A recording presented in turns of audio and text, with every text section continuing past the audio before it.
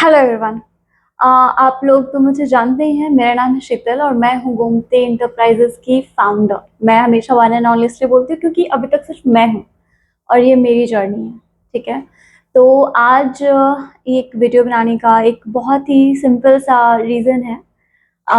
मैं चाहती थी कि मैं ये आप लोगों के साथ शेयर करूँ। अम, ये सैंक्शन लेटर है। अभी हाल फिलहाल में पीएमएफएमई के तहत मुझे 20 लाख का लोन मिला है। लोन सैंक्शन हुआ है। This is the sanction letter. Sanction letter आने का मतलब कि मेरी 95% जो चीज़ें हैं वो कंप्लीट हो चुकी है। डिसबर्समेंट प्रोसेस नहीं हुआ है। इट मीन्स अभी पैसे नहीं आए हैं। बट ये आने का मतलब ही है कि पैसे आना मेरे हाथ में है। जैसे ही मैं मार्जिन मनी जमा करूँगी वैसे ही मेरे अकाउंट में पैसे आ जाएंगे। ठीक है। तो फिर मैं सबसे पहले स्टार्ट करती हूँ। और पीएमएफएमई क्या होता है, बहुत सारे लोग नहीं जानते होंगे कि पीएमएफएमई क्या है। तो पीएमएफएमई एक तरीके का स्कीम होता है जो कि बिहार गवर्नमेंट का नहीं, इंडियन गवर्नमेंट का है। इसके तहत ऑल ओवर इंडियन स्टेट्स में जितने भी लोग हैं जो भी फूड प्रोसेसिंग से रिलेटेड कोई भी बिजनेस कर रहे हैं वो इस स्कीम के तहत फंड रेज कर सकते हैं बैंक के थ्रू।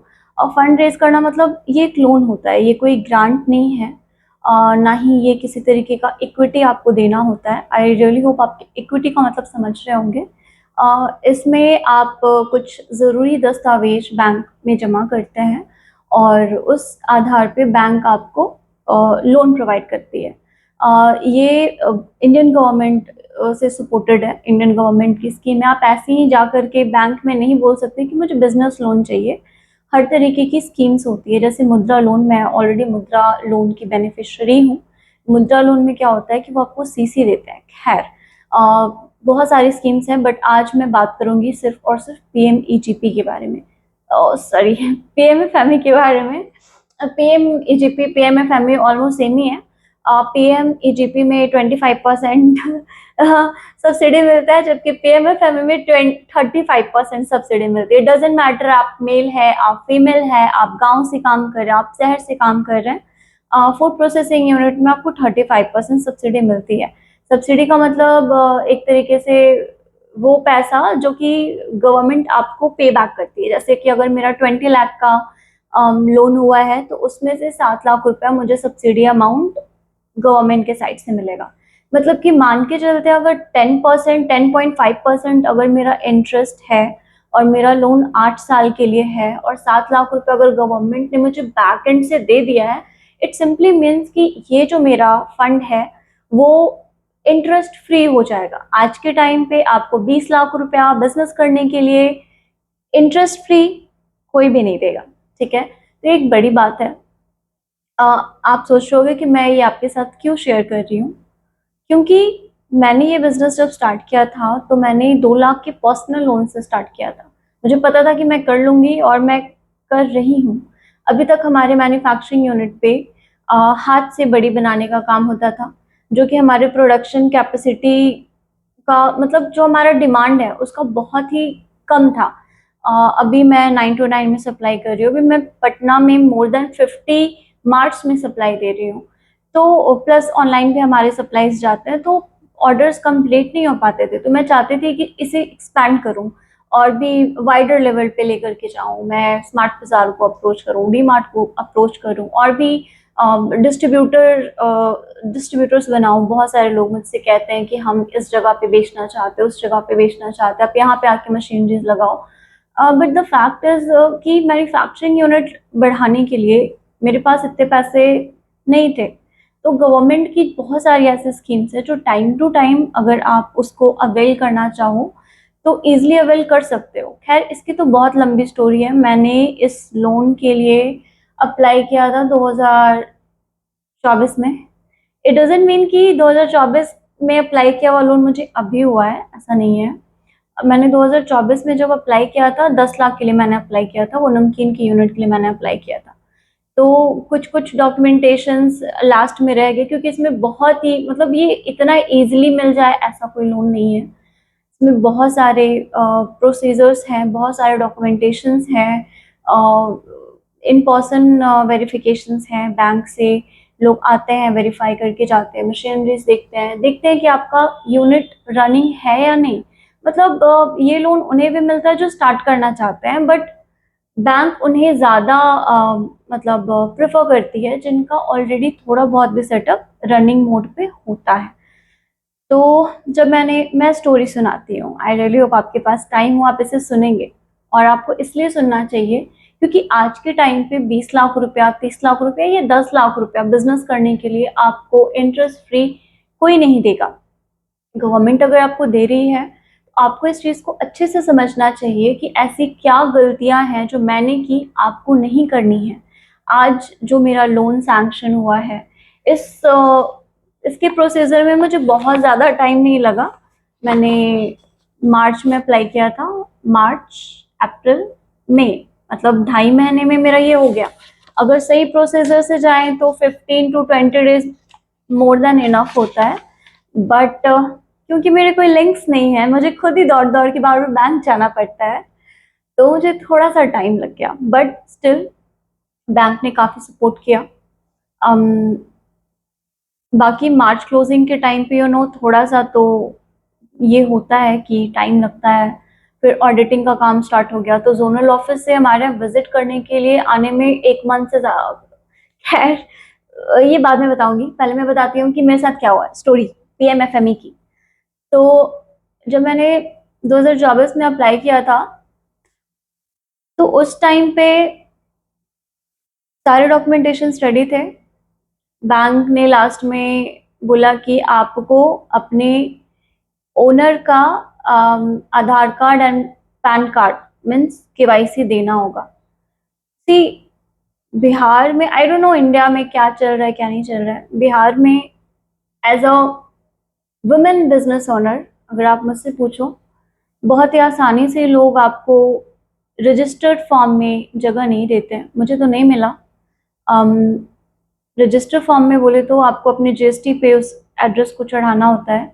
50,000 रुपीज़ फाइन है अगर आपने जिस जगह का एड्रेस दिया अपने GST में, उस जगह पे अगर काम नहीं हो रहा, उस जगह पे अगर बैनर नहीं लगा हुआ है तो ऑब्वियसली अगर मैं सारे डॉक्यूमेंटेशंस पे जाती हूँ तो डॉक्यूमेंटेशंस काफ़ी लेंदी होता है। मैं प्रॉपर, अगर मैं स्टार्टिंग से बताऊँ कि क्या कैसे होता है तो पता नहीं, शायद 2 घंटे का वीडियो बन जाएगा। मैं शॉर्ट में बताती हूँ। तो जब मैंने KYC के लिए बोला तो ओनर ने मना कर दिया। उन्होंने बोला कि हम नहीं देंगे, क्या पता हमारे साथ आप फ्रॉड कर दो। जबकि मैंने बोला कि गवर्नमेंट की स्कीम है तो देना होता है, अंकल प्लीज आप दे दो। But he just refused it कि नहीं हम नहीं देंगे, किसी कीमत पे नहीं देंगे, अगर हमारे साथ कुछ कल को हो गया तो। मैंने बैंक को बहुत समझाया, मैं बैंक का नाम नहीं लूंगी कि वो कौन सा बैंक था, बट उन्होंने नहीं माना। उन्होंने बोला कि नहीं हमें ये तो चाहिए। लास्ट में जब वो अरेंज करके मैंने दे दिया बहुत परेशानी से, तो फिर उन्होंने लास्ट में बोला कि जब तक आपके फसाई लाइसेंस पे, ट्रेडमार्क पे एड्रेस चेंज नहीं होगा हम नहीं करेंगे। एंड एड्रेस चेंज करना अगेन बहुत लंबा प्रोसेस होता है। जब मैं उस टाइम ये सारी चीज़ें कर रही थी, आई वॉज अ स्टूडेंट, बस पॉकेट मनी बचा बचा के मैं उस टाइम सारी चीज़ें कर रही थी कि ठीक है, मतलब फसाई लाइसेंस ऐसे तो चार्जेस कम है, बट मुझे उस टाइम पता नहीं था कि कितना होता है क्या होता है। तो माइक तो ऑन है ना? पता चला सारा कुछ बोल दिया, माइक ही ऑन ना हो। तो कहाँ थे? हाँ, जब मैंने ये सारा चीज़ अप्लाई किया था उस टाइम 1,500 रुपये भी मेरे लिए बहुत होता था। उस टाइम फसाई लाइसेंस बनवाने में मुझे अराउंड 10,000 रुपीज़ खर्चा आया था। ये वो पैसे थे जो मुझे रिटर्न नहीं होने थे अगर लोन नहीं होता तो। उस टाइम मेरा कोई बिजनेस ऐसा कुछ स्टैब्लिश नहीं था। मैंने सोचा था, मैंने प्लान किया था कि मैं करूँगी, नहीं हुआ। बहुत दिन तक मैं लगी रही, ऑलमोस्ट मैं 6-7 महीने तक परेशान रही, बैंक्स के चक्कर काटते काटते काटते काटते नहीं हुआ। एंड मैं जब 19 अप्रैल 20 अप्रैल को लास्ट ईयर इम्पोर्ट एक्सपोर्ट में एक इवेंट हो रहा था ज्ञान भवन में, जब मैं वहाँ पे गई तो वहाँ पे मैं कुछ लोगों से मिली। उन्होंने बोला कि व्हेन, जब आप 50 लाख तक ले सकते हो फिर आप 10 लाख क्यों ले रहे हो, आपको नहीं लेना चाहिए, आप मत लो। अगर आपका काम अभी चल सकता है तो आप अभी अपना काम चलाओ एंड जस्ट फॉरगेट भूल जाओ कि ऐसा कुछ लोन के लिए अप्लाई भी किया था। मैंने जाने दिया एंड मैंने जो भी मेरे पास पैसे थे मैंने उसी से बस चलाया कि कैसे करना है, क्या करना है। कुछ फ्रेंड से लिए, कुछ खुद से अरेंज किया। किसी तरीके से मेरा काम नहीं रुकने दिया मैंने, और मैं काम करते चली गई कि हाँ, काम होना चाहिए, काम रुकना नहीं चाहिए। इसके बाद फिर सितंबर के बाद अक्टूबर में मैंने फिर से उसी सेम बैंक में अप्लाई किया फॉर 30 lakhs। तब तक मेरा काम काफ़ी बढ़ चुका था, मैंने बड़ी वाला काम स्टार्ट कर लिया था। काफ़ी अच्छा जा रहा था, सेल्स अच्छे हो रहे थे, सारी चीज़ें अच्छी थी। मैंने फिर से अप्लाई किया 30 लाख रुपीज़ के लिए। जब मैंने अप्लाई किया अगेन उन्होंने बहुत परेशान किया। 1 महीने तक सर जी छुट्टी पे रहे क्योंकि उनकी शादी हुई थी। आई डोंट नो, ये सारी चीज़ें मतलब मेरी एक सिंपल सी रिक्वेस्ट है गवर्नमेंट से कि अगर आप इस तरीके की लोन्स प्रोवाइड करा रहे हो, आप एक छोटा सा टाइम पीरियड ज़रूर दो बैंक्स को, डीआरपीज को, अम, अ, उद्योग विभाग को, कि अगर किसी ने अप्लाई किया है तो इस टाइम पीरियड में हो जाना चाहिए। या तो हाँ हो जाए या तो ना हो जाए। कोई इंसान 1 साल तक, 6 महीने तक क्यों परेशान रहे कि नहीं मुझे लोन लेना है। It's not worth it. Okay, अगर सबसे ज़्यादा कीमती कुछ है तो वो आपका टाइम, वो आपकी एनर्जी है। अगर आप गलत डायरेक्शन में लगाते चले जा रहे हो तो ये बिल्कुल भी ठीक नहीं है। मैंने अगेन उसी बैंक में ट्राई किया, बहुत हाँ ना करने के बाद बस कल हो जाएगा, बस परसों हो जाएगा, बस हो गया है। एंड इतना करने के बाद उन्होंने बोला कि 14-15 लाख से ज़्यादा नहीं करेंगे। तो मैंने फिर वहाँ से वापस ले लिया, मैंने बोला नहीं। प्लस उन्होंने बहुत बदतमीजी की थी मेरे साथ। पता नहीं ये राइट किसने दिया है। गवर्नमेंट को इस पर स्ट्रिक्ट एक्शन लेना चाहिए। अम, या पता नहीं ये क्या है क्या नहीं है। बहुत सारे ऐसे क्वेश्चंस जो मेरे ख्याल से नहीं पूछने चाहिए उन्होंने मुझसे पूछे। लाइक, आप अनमैरिड हो, कल को आपका लोन का भुगतान आपके हस्बैंड करेंगे या आपके फादर करेंगे। कल को बिजनेस आप शादी करके दूसरी जगह चले जाओगे तो कौन कौन हैंडल करेगा। लाइक, कोई अपना जॉब नहीं छोड़ता है एंड ये मेरा बिजनेस है, मैं कैसे छोड़ सकती हूँ। आपका कोई सेकंड प्लान तो नहीं है। ये लोग ऐसे ही कोई भी वेंडर का ये ला करके देके चले जाते हैं, इस वेंडर से ही क्यों लेना है, मतलब। और भी बहुत सारी चीजें हैं, लोग बदतमीजी करते हैं। आपका एज इतना कम है, अभी से बिजनेस कर रहे हो, इतना बड़ा लोन ले रहे हो, पता नहीं लोगों के लिए बड़ा का मतलब क्या होता है। मुझे लग रहा है कि 20 लाख का लोन अगर है तो कुछ मशीनरीज आएगी, सेल्स बढ़ेगा। तो मेरे दिमाग में आ रहा है कि लोन आएगा, और ये सॉरी, ये एक टर्म लोन है। टर्म लोन मतलब कि मशीनरीज के लिए पैसे मिल रहे हैं मुझे। तो मुझे ऐसा लग रहा है कि मेरे पास मशीन आएगा, मेरा प्रोडक्शन बढ़ेगा, मेरे कस्टमर्स बढ़ेंगे, मेरा सेल बढ़ेगा, तो मेरा प्रॉफिट बढ़ेगा। बैंक वालों को लगता है कि आपके ऊपर एक बर्डन बढ़ेगा, आपको एक ईएमआई देना होगा। मैंने बहुत कोशिश किया उन्हें समझाने की एंड कन्विंस करने की। फाइनली जहाँ से मेरा लोन हुआ है वो कन्विंस हो गए इन सारी चीज़ों को सुन के, देख के, बात करके एंड मेरे सारे चीज़ों को समझ के। बट इसके पहले जहाँ मैंने अप्लाई किया था, नहीं, मैंने ऑलमोस्ट सारे बैंक्स में ट्राई किया, सबका सेम। आप लड़की हैं, कल को कौन रीपेमेंट करेगा। मैं कहना चाहती हूँ कि आज के टाइम पे एक लड़की हर चीज़ कर रही है, और अगर वो अपना बिजनेस करने का दम रखती है, अपना अपने दम पे लोन लेने का दम रखती है, तो रीपेमेंट करने का भी दम रखती है।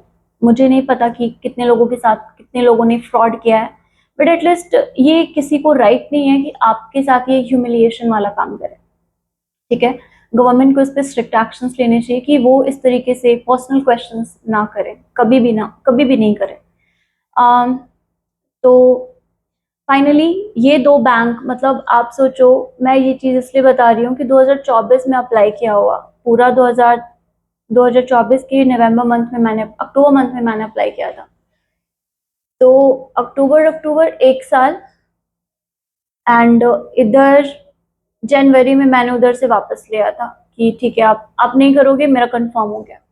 फिर मैंने फेब में फिर से अप्लाई किया, फेब के लास्ट होली के पहले, होली के 1-2 दिन पहले मैंने अप्लाई किया था एंड फाइनली 20 से 30 बार बैंक जाने के बाद मेरा लोन सैंक्शन हो गया है।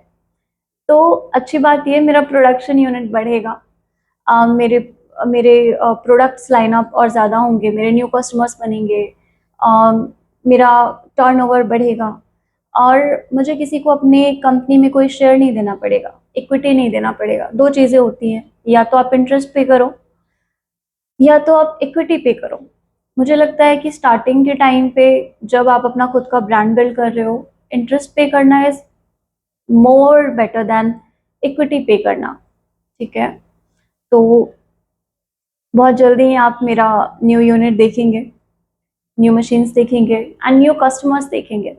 मैं ज़्यादा जल्दी वीडियोस नहीं बना पाती क्योंकि इतना टाइम नहीं होता, बहुत सारी चीज़ें होती हैं, सब कुछ मैं अकेले ही हैंडल करती हूँ, तो टाइम नहीं मिलता है। But I will try my best कि कंटेंट क्रिएशन का भी काम साइड बाय साइड होता रहे और मैं बहुत सारी रेसिपीज़ लेके आऊँ। खैर, अब आते डॉक्यूमेंटेशंस पे कि डॉक्यूमेंटेशंस क्या क्या लगा। तो हर बैंक का अलग अलग होता है, कुछ बैंक्स कुछ कम डॉक्यूमेंट्स मांगेंगे, कुछ बैंक्स कुछ ज़्यादा डॉक्यूमेंट्स मांगेंगे। इन माई केस मैंने क्या क्या दिया मैं बता देती हूँ। रेंट एग्रीमेंट, जिस भी जगह पे आप रहते हो, जिस भी जगह पे आपका मैन्युफैक्चरिंग यूनिट है, उसका या तो लीज एग्रीमेंट होता है या तो रेंट एग्रीमेंट होता है, तो आपको वो देना है। इलेक्ट्रिसिटी बिल देना होता है, फसाई लाइसेंस देना होता है, जीएसटी देना होता है, उद्यम आधार देना होता है, आपको अपना आईटीआर है तो आपको अपना आईटीआर देना होता है, प्रोजेक्टेड रिपोर्ट देना होता है 8 साल का। फिर एक प्रोजेक्ट बनता है, आप खुद से जा करके गूगल पे सर्च करोगे, पीएमएफएमई की साइट पे जाओगे तो प्रोजेक्ट रिपोर्ट तैयार होता है। आपको किसी भी सीए के पास पीएमएफएमई के लिए किसी भी सीए से कंसल्ट करके प्रोजेक्ट रिपोर्ट बनाने की कोई ज़रूरत नहीं है।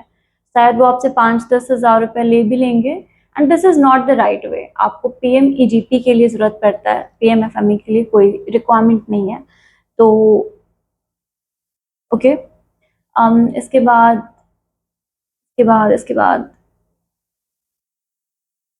Photo, signature, email ID, mobile number,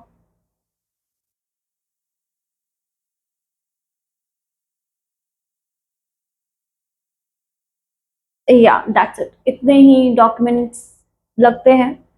ध्यान रहे कि आपके जितने भी पेपर्स हैं उन सारे जगहों पे आपके आपके जो एड्रेस होता है ना, जो रेंट एग्रीमेंट या लीज एग्रीमेंट पे होता है वो सेम एड्रेस होना चाहिए। अगर वो नहीं हुआ तो फिर प्रॉब्लम है, फिर वो बोलेंगे कि आपको ये करा के देना होगा।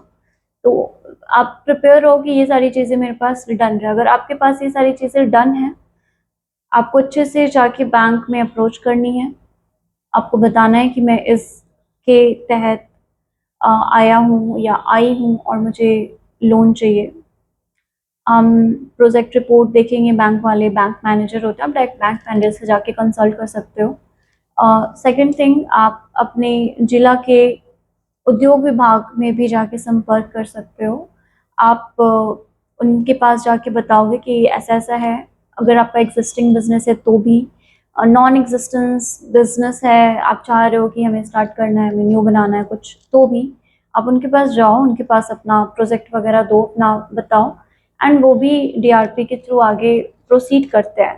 तो डीआरपी ये करेंगे ना कि वो आपकी हेल्प कर देंगे, बता देंगे कि कौन कौन से बैंक में कितने कितने सीट्स अभी खाली है। इसमें भी होता है, टारगेट होता है, कुछ बैंक्स ज़्यादा अचीव कर चुके होते हैं, कुछ में हुआ नहीं होता है, तो उन पे भी प्रेशर होता है कि उन्हें करना होता है, ठीक है? तो आप डीआरपी के थ्रू इजीली करवा सकते हो। Okay, so that's it for today's video. आपकी कोई भी क्वेरी हो ना तो आप मुझे कमेंट कर सकते हो, डीएम कर सकते हो। मैं कोशिश करूँगी कि जहाँ तक हो सके मैं और मेरी टीम आपकी हेल्प करे। मैं चाहूँगी कि लोग अपना खुद का बिजनेस स्टार्ट करें और मैं क्यों बोल रही हूँ ये आपके ऊपर है। चलो ठीक है फिर, बाय।